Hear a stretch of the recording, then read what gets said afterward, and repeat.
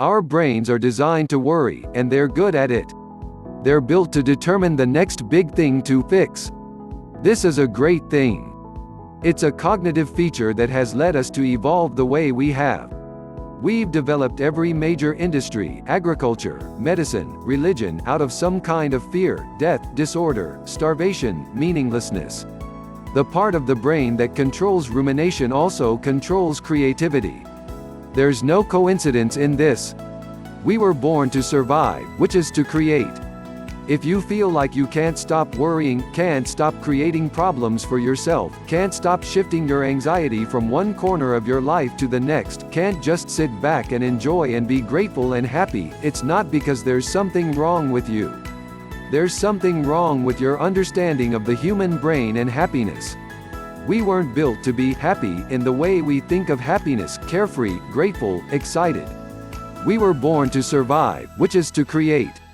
Suffering dissolves when we focus on creating rather than feeling. Instead of being at the whim of how the world makes us feel, we focus on how we can create what we want from what exists. Good and bad become irrelevant when the focus isn't "what can I enjoy?" but rather, "what can I create?"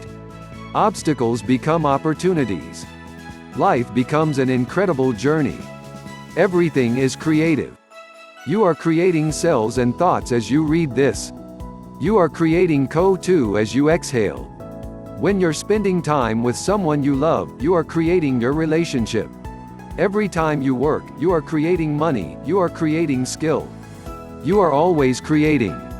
Suffering is what happens when you stop creating. Rather than devise the next step for your life, you ruminate on the last one.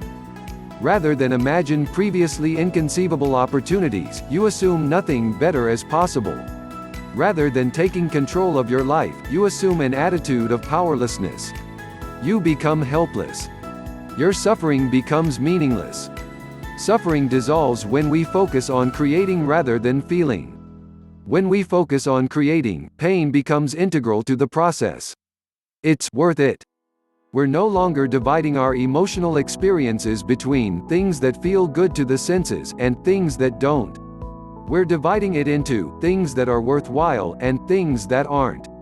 We're being discerning about discomfort. We're evolving and growing. We're expanding our capacity to cope, think, love, be. Creativity is not exclusive to the arts as we tend to think of it. Everything is creative. Every last second and part of your life. Creativity is not necessarily a burst of emotional passion, it can be a habituated choice. In that choice, there is a different kind of happiness, one that is not passive, but active. Instead of trying to reap the benefits and joy out of the world other people have created, we embark on our true mission, which is to create ourselves in the world. That is how we leave a lasting impression. That is how we find real, deep, sustainable happiness, in creating what is inside of us on the outside.